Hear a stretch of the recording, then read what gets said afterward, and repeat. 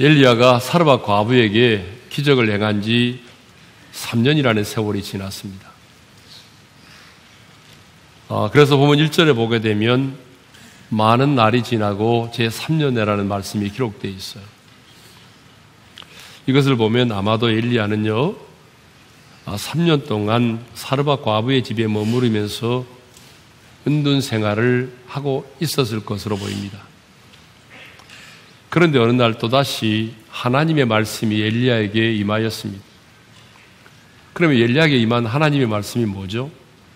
자, 우리 1절 하반절을 읽도록 하겠습니다. 다 같이요. 여호와의 말씀이 너는 가서 아합에게 보이라. 내가 비를 지면에 내리리라. 이제 아합 왕에게 가서 너 자신의 모습을 보이라는 것입니다. 그런데 여기 보이라고 하는 말은요, 눈으로 보는 것, 만나는 것만을 의미하지 않아요. 이 보이라는 말 속에는 아합으로 하여금 하나님의 메시지가 무엇인지 깨달아 알도록 하라는 그런 의미가 포함되어 있습니다. 그러니까 단순히 아합 왕을 만나지만 말고 가서 하나님의 메시지를 전하라는 것이죠. 그런데 하나님은 지금 엘리야를 아합 왕에게 보내서 이 땅에 비를 내리지 않게도 하시고 비를 내리게 하시는 분도 여호와 하나님이심을 분명히 하고 있습니다. 결국 이 땅에 비를 내리고 흉년을 멈추게 하실 수 있는 분이 누구라는 얘기죠? 하나님이시라는 얘기입니다. 그렇습니다. 하나님은요, 하나님 자신이 어떤 분이신가를 드러내기를 원하십니다. 그리고 하나님 자신이 그 일을 행하셨음을 분명히 하기를 원하십니다. 내가 그 일을 이루었다. 그래서 여러분, 우리의 기도가 많은 경우에 더디게 응답되는 이유가 바로 여기에 있습니다. 하나님이 그 일을 행하셨음을 하나님은 분명히 할 때까지 기다리십니다. 성경을 보게 되면 왜 하나님이 기적을 행하십니까? 우리 얼마 전에 나눴잖아요. 우리가 기적을 구하지만 기적이 목적이 아니라는 거죠. 하나님이 우리 인생 가운데 기적을 일으키시는 이유는, 하나님께서 일을 행하시는 이유는 뭐예요? 기적 그 자체가 목적이 아니라 그 기적을 통해서 하나님이 어떤 분이신가를 드러내기를 원하십니다. 그래서 하나님은 이 땅에 많은 사람들이 하나님 자신이 어떤 분이신가를 알기를 원하세요. 여러분, 이렇게 하나님은 하나님 자신이 어떤 분이신가를 드러내기를 원하십니다. 그래서 지금 굳이 엘리야를 아합 왕에게 보내지 않아도 되는데 굳이 3년 전에도 보내서 내 말이 없으면 수년 동안 비와 이슬도 내리지 않을 것이라고 선포하셨고 3년 6개월이 지나고 난 이후에도 또다시 하나님은 엘리야를 아합 왕에게 보내서 이제 내가 비를 지면에 내리리라고 그렇게 선포하셨던 것입니다. 하나님이 하셨음을 분명히 하기 위해서입니다. 자, 엘리야는 하나님의 말씀을 따라 아합에게 보이려고 나아갔습니다. 자, 우리 2절인데요. 읽겠습니다. 다 같이요. 엘리야가 아합에게 보이려고 가니 그때에 사마리아에 기근이 심하였더라. 당시 아합 왕은 하나님을 믿는 선지자들을 잡아 죽였습니다.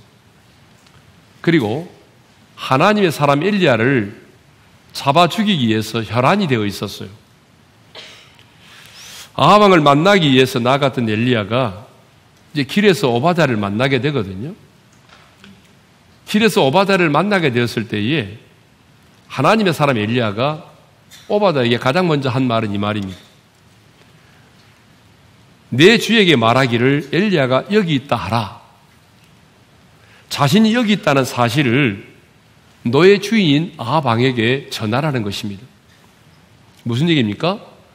아합 왕과의 만남을 네가 주선하라는 거죠. 그러자 오바댜가 이렇게 대답을 합니다. 9절이죠. 읽겠습니다. 다 같이요. 이르되 내가 무슨 죄를 범하였기에 당신의 종을 아합의 손에 넘겨 죽이게 하려 하시나이까? 오바다는 엘리야를 발견한 사실을 왕에게 보고하는 것을 자신의 죽음과 지금 동일하게 여기고 있습니다. 왜냐하면요, 엘리야가 나타났다고 보고를 했는데 엘리야가 호련히 사라져 버린다면 왕을 기만한 죄로 자신이 죽임을 당할 것이 자명하기 때문이죠. 또 10절에도 보게 되면 오바다는 내 주께서 사람을 보내어 당신을 찾지 아니한 족속이나 나라가 없었다라고 말하죠. 이 말은 무슨 말입니까? 엘리야는 전국에 수배령이 내려져 있었다라고 하는 거죠. 그만큼 이 아합 왕이 엘리야를 잡아서 죽이려는 데에 혈안이 되어 있었다, 그런 얘기입니다. 그런데 이런 상황 속에서 엘리야는 지금 하나님의 말씀을 따라 아합 왕에게 보이려고 나아갑니다. 모세가 하나님의 말씀을 따라 애굽 왕 바로에게 나아갔듯이 엘리야 역시 지금 하나님의 말씀을 따라 아합 왕에게로 나아갑니다. 엘리야는 지금이 어떤 상황인데 저를 보내느냐며 항의하지 않았습니다. 보낼 만한 자를 보내소서라며 회피하지 않았습니다. 너는 가서 아합 왕에게 보이라, 이 말씀을 듣고 즉시 순종하여 나아갔습니다. 여러분, 이것을 보게 되면 엘리야는 철저하게 하나님의 말씀을 따라 움직이는 사람이었다라고 하는 거죠. 자기의 어떤 상식을 따라서, 자기의 인생의 경험을 따라서 움직이는 사람이 아니고 자기의 느낌과 감정을 따라 움직이는 사람이 아니라 하나님께서 말씀하시면 여러분 그 말씀을 따라 움직이고 순종하며 나갔던 사람입니다. 하나님은요, 바로 이런 사람을 찾습니다. 지금 이 시대에도 하나님이 말씀하시면 내가 가지고 있는 상식을 내려놓고 내 인생의 경험도 내려놓고 내 느낌과 감정과는 상관없이 하나님의 말씀을 믿고 의지하고 나아가는 자, 하나님은 이렇게 말씀을 따라 움직이는 사람을 찾으십니다. 하나님이 찾으시는 그 사람이 되기를 원합니다. 3절부터 6절까지는요, 오바댜가 어떤 사람인지, 그리고 7절부터 15절까지는 이제 엘리야와 오바다와의 만남에 대한 말씀을 기록하고 있어요. 오바댜가 어떤 사람이죠? 첫째로 충성된 자입니다. 충성된 자. 자, 3절 상반절을 읽겠어요. 다 같이요. 아합이 왕국 맡은 자 오바댜를 불렀으니. 자, 그러니까 오바댜는 성경에 나오는 선지자가 아니라 아합 왕궁에서 왕의 비서 역할을 하는 국내 대신이죠. 오늘날로 말하면 청와대 비서실장쯤 되는 사람입니다. 뿐만 아니라 오바댜는요, 아합 왕으로부터 가장 신임을 얻고 신뢰를 얻는 사람이었어요. 어떻게 알 수가 있어요? 이 5절과 6절을 보게 되면 너무 가뭄이 극심하니까 짐승들이 막 굶어서 죽어가잖아요, 지금. 그래서 물의 근원을 찾기 위해서 왕이 직접 나서는데 누구 한 사람을 데리고 간지 아세요? 다른 사람 아무도 데리고 가지 않았어요. 오바댜라고 하는 한 사람만을 데리고 아합 왕이 물의 근원을 찾아 나섭니다. 여러분, 이것을 보게 되면 얼마나 아합 왕이 이 오바댜라고 하는 사람을 신뢰하고 신임하고 있었는지를 알 수가 있습니다. 뿐만 아니라 길에서 엘리야를 만나서 대화를 나눌 때에 오바댜는 아합 왕을 내 주라고 호칭을 합니다. 지금 엘리야와 아합의 관계는 어떤 관계죠? 적대적인 관계잖아요. 지금 아합 왕은 엘리야를 찾아서 잡아 죽이려는데 혈안이 되어 있잖아요. 분명히 적대적인 관계에 있거든요. 그런데 오바댜가 엘리야를 만났습니다. 그런데 자기가 모시고 있는 그 왕을 내 주라고 말해요. 여러분, 어쩌면요, 이렇게 말할 수도 있잖아요. 내가 당신 앞에서 분명히 말하는데 내가 어쩔 수 없이 그 인간을 모시고 있지만 그 인간 참 안 된 놈입니다. 못된 놈입니다. 악한 왕입니다. 여러분, 이렇게 자기가 모시고 있는 상관에 대해서 비난하거나 비하하는 말을 충분히 할 수 있습니다. 왜? 적대적 관계에 있기 때문에. 그런데 비록 자기가 모시고 있는 왕이 악한 왕이고 우상을 숭배하는 왕이었지만 그는 자기가 모시고 있는 왕의 지위를 인정했다는 것입니다. 그래서 그 왕을 내 주라고 표현했습니다. 이것을 보게 되면 왕국 맡은 자로서 오바다는요, 왕으로서 절대적인 신임을 얻고 있고, 그리고 그의 신하로서 맡겨준 일에 최선을 다하는 충성된 사람이었다라고 하는 것을 우리가 알 수 있습니다. 자, 두 번째로 오바다는 어떤 사람이냐? 여호와를 지극히 경외하는 자였습니다. 3절 하반절의 말씀을 읽겠습니다. 다 같이요. 이 오바다는 여호와를 지극히 경외하는 자라. 이 오바다라고 하는 이름의 뜻은요, 여호와의 종이라는 뜻이거든요. 그런데 이 오바다는 이 이름에 걸맞게, 이 이름에 걸맞는 삶을 살았어요. 그래서 여호와를 경외하는 삶을 살았습니다. 그러면 여러분, 성경에 여호와를 경외하라는 말이 참 많이 나오는데 여호와를 경외하라는 말의 의미가 뭘까요? 여호와를 경외하라는 말은 하나님을 두려워하라는 말이거든요. 하나님을 두려워한다는 거예요. 그런데 하나님의 심판이 무서워서 어쩔 수 없이 하나님을 두려워하는 것이 아니라 내가 하나님을 너무나 사랑하고 존경하기 때문에 두려워하는 것을 말합니다. 그러니까 여호와를 경외한다는 것은 하나님을 두려워하는 것인데 두려움의 동기가 너무나 다르다는 거죠. 여러분, 우리 아이들이요, 어떤 아이는 내가 오늘 시험을 잘 못 보면, 공부를 잘 못해가지고 시험을 못 보면 우리 엄마에게 혼날 거야. 혼나지 않으려니까 열심히 공부해야 돼. 혼나지 않기 위해서 열심히 공부하는 아이가 있고요. 또 어떤 아이는 그래, 내가 공부를 열심히 해서 좋은 성적을 내면 우리 엄마 아빠가 기뻐할 거야. 얼마나 기뻐하실까? 여러분, 이런 동기로 공부를 하는 애가 있거든요. 공부는 똑같이 하지만 동기가 다르잖아요. 그런 것처럼 우리가 하나님을 두려워하되 동기가 다른 거예요. 어떤 사람은 내가 이러다 한번 얻어맞지. 이래서 무서워서 하나님의 심판이 두려워서 그냥 하나님을 두려워하는 사람이 있고, 아니죠.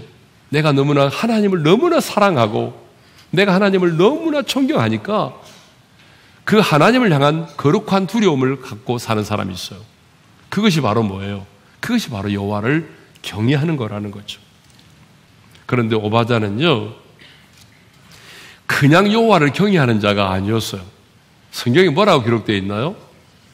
오바다는 여호와를 지극히 경외하는 자라고 그렇게 기록되어 있어요. 우리 다 같이 읽겠습니다. 시작. 여호와를 지극히 경외하는 자라. 여러분, 지극히라는 말은 크게, 그리고 극진이라는 말이거든요. 그러니까 이 오바다는요, 어떤 사람보다도, 성경에 나오는 어떤 인물들보다도 여호와를 크게, 극진히, 지극히 경외하는 자였다라고 하는 거예요. 어떤 상황에서요? 여러분, 오바다는 분명히 제가 얘기했잖아요. 오늘 본문에 나오는 오바다는 선지자가 아니라고. 평신도예요, 평신도. 선지자도 아닌 평신도란 말이에요. 근데 어떤 상황에서요? 가장 바알의 숭배가 만연하고 그런 대부분의 사람들이 아까 이세벨의 강요에 의해서 바알을 숭배하고 있는 그런 상황 속에서도 이 오바다는 여호와를 지극히 경외하는 자로 살았다, 그 말입니다. 우상을 숭배하는 아합 왕의 그 왕궁에서도 국내 대신으로 있으면서도 여호와를 경외하는 자로 살았다, 그 말이에요. 더 놀라운 사실이 뭔지 알아요? 오바다는 초지일관, 변함없이 여호와를 지극히 경외하는 자로 살았습니다. 그래서 오바다는 여호와를 지극히 경외하는 자라고 할 때에 이 경외하다라고 하는 말이 하야 야레인데요, 능동 분사형으로 되어 있어요. 이 말은 무슨 말인가 하면은 바알의 숭배가 만연하고 이세벨에 의해서 혹독한 핍박이 진행되고 있는 그 시대에도 오바다는 여호와를 지극히 경외하는 자로 살았다 그 말입니다. 상황에 따라서 여호와를 경외하는 것이 아니라 초지일관 변함없이 묵묵히 여호와를 지극히 경외하는 삶을 살았다는 것입니다. 그러므로 하나님의 사람인 우리도 초지일관 변함없이 여호와를 지극히 경외하는 삶을 살아야 할 줄로 믿습니다. 그런데 우리는 이런저런 핑계를 많이 대잖아요. 지금 내가 왜 여호와를 지극히 경외하는 삶을 살지 못하는가? 여러분, 이유가 너무 많아요. 핑계거리가 너무 많아요. 지금 왜 직장에서 여호와를 경외하지 못하느냐고 물어보면 직장 내 분위기가 장난이 아니라는 거예요. 우리 예수님도 직장 생활을 안 해봐서 모른다는 거예요. 직장 생활의 이 분위기가 장난이 아닌데 내가 어떻게 그 상황 속에서 나 홀로 지극히 여호와를 경외하는 삶을 사느냐 그 말입니다. 우리는 이 핑계 저 핑계를 대면서 여호와를 경외하는 삶을 살게 되면 내가 왕따를 당할 수밖에 없고 승진에 밀릴 수밖에 없고 손해를 당할 수밖에 없다고 생각합니다. 그런데 여러분, 오늘 본문에 나오는 오바다를 보십시오. 오바다는요, 모든 사람들이 우상을 숭배하는, 바알의 신을 숭배하는 그런 사회적인 분위기 속에서도 대세를 따르지 않고 여호와를 지극히 경외하는 삶을 살았습니다. 우상 숭배의 소굴인 아방의 그 왕궁에서도 지극히 여호와를 경외하는 삶을 살았습니다. 영적 암흑기에도 그는 변함없이 초지일관 여호와를 지극히 경외하는 삶을 살았습니다. 그러므로 여러분도 이제 핑계를 대지 마세요. 예? 여러분이 처해 있는 상황과 환경을 핑계대지 말고 초지일관 변함없이 여호와를 지극히 경외하는 삶을 살 수 있기를 바랍니다. 그렇다면 오바다가 여호와를 지극히 경외했다는 증거가 뭐예요? 여러분, 증거가 있어야 될 거 아닙니까? 그것은 오바다가요, 목숨을 걸고 하나님의 선지자 100명을 살렸다는 것입니다. 4절의 말씀을 읽겠습니다. 다 같이요. 이세벨이 여호와의 선지자들을 멸할 때에 오바다가 선지자 100명을 가지고 50명씩 굴에 숨기고 떡과 물을 먹였더라. 이 아합왕과 악한 이세벨은요, 엘리야를 잡아 죽이지 못하니까 그 대신에 하나님을 믿는 하나님의 선지자들을 잡아 죽였어요.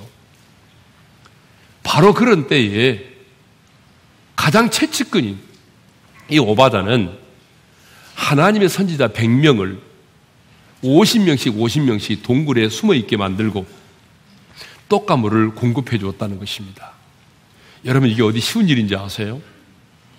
만일에 이 사실이 발각이 되면은 오바다뿐만 아니라 그의 가족 전체가 몰살을 당하는 거죠.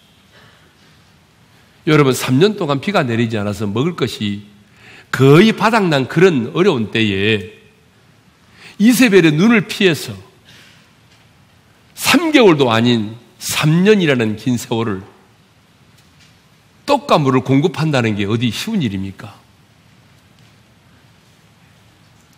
여러분, 오바다는요, 하나님의 사람 선지자들을 살리기 위해서 자기의 목숨을 걸었어요. 어쩌면 자신의 전 재산을 다 투자했는지 몰라요. 자, 그러면 이제 왜 우리는 여호와를 지극히 경외하는 삶을 살아야 되느냐 하는 문제를 다루도록 하겠습니다. 첫째로, 여호와를 경외하는 것이 지식과 지혜의 근본이기 때문에 그렇습니다. 잠언 1장 7절의 말씀을 읽겠습니다. 다 같이요.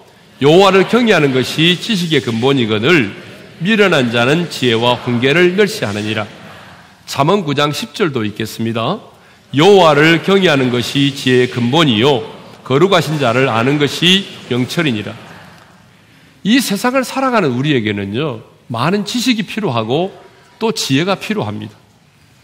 그런데 창조주이신 하나님을 바로 알아야 피조물인 우리 인간도 바르게 알 수 있다는 거죠.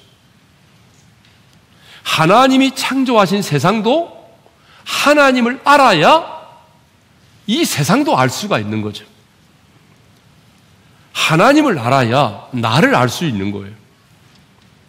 철학자들이 참 오랜 세월 동안 인간은 누구인가? 나는 왜 존재하는가? 나는 누구인가? 이 논제를 가지고 그렇게 오랫동안 논쟁을 벌여왔습니다.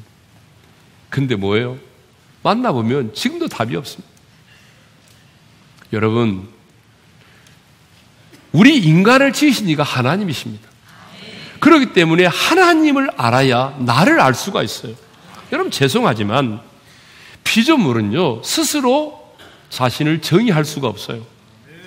피조물은 스스로를 정의할 수가 없습니다.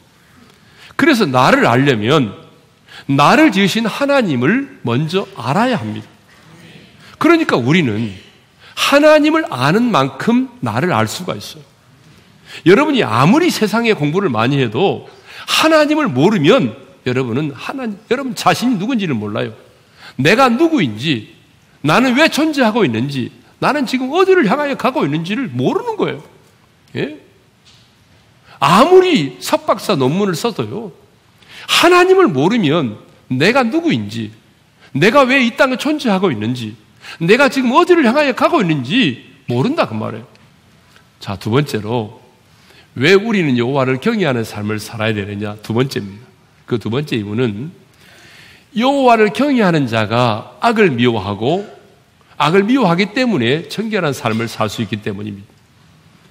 잠언 8장 13절입니다. 읽겠습니다. 다 같이요. 여호와를 경외하는 것은 악을 미워하는 것이라. 잠언 16장 6절도 읽겠습니다. 다 같이요. 여호와를 경외함으로 말미암아 악에서 떠나게 되느니라. 여러분, 하나님을 경외하는 자는 악을 미워하게 되어 있습니다. 하나님을 경외하는 자는 악에서 떠나 살게 되어 있습니다. 그러니까 정결한 삶을 살 수밖에 없죠. 세 번째 이유입니다. 왜 우리가 여호와를 경외하는 삶을 살아야 되느냐? 세 번째 이유. 여호와를 경외하는 자가 복을 받아 누리기 때문에 그렇습니다. 성경을 보니까요, 여호와를 경외하는 자에게 약속된 복이 진짜 많더라고요.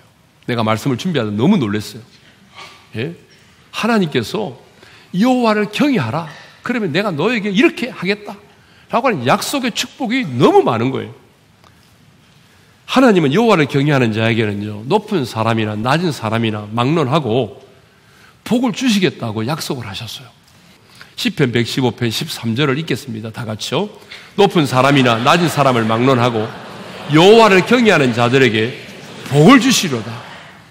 뭐 누구나 상관없이 막론하고 여호와를 경외하는 자에게는 복을 주시겠다고 약속을 하셨어요. 여러분, 신명기 6장 24절도 읽겠습니다. 다 같이요. 이는 우리가 우리 하나님 여호와를 경외하여 항상 복을 누리게 하기 위하심이며, 여호와를 경외하는 자는 항상 복을 누리게 하겠다 약속하셨습니다. 시편 34편 9절도 읽겠습니다. 다 같이요. 너희 성도들아, 여호와를 경외하라. 그를 경외하는 자에게는 부족함이 없도다. 부족함이 없게 하시겠다 약속하셨어요. 또 여호와를 경외하는 자를 하나님이 지키시고 보호하실 것을 약속하셨어요. 시편 34편 7절의 말씀을 읽겠습니다. 다 같이요. 여호와의 천사가 주를 경외하는 자를 둘러 진치고 그들을 건지시는도다. 여호와를 경외하는 자를 하나님이 어떻게 한다고요? 천사를 보내가지고 천사가 그를 둘러서 진을 치고 그를 건지신다는 거예요. 예? 하나님이 이렇게 많은 복을 약속하셨습니다. 그러므로 저는 우리 오륜의 모든 성도들이 여러분이 처해 있는 상황과 환경을 핑계대지 마시고 오바다처럼 여호와를 지극히 경외하는 삶을 살아서 정결한 삶을 살 뿐만 아니라 하나님이 여호와를 경외하는 자에게 약속하신 이 많은 복을 여러분의 가정에서, 삶의 현장에서, 일터에서 받아 누릴 수 있기를 주님의 이름으로 축복합니다.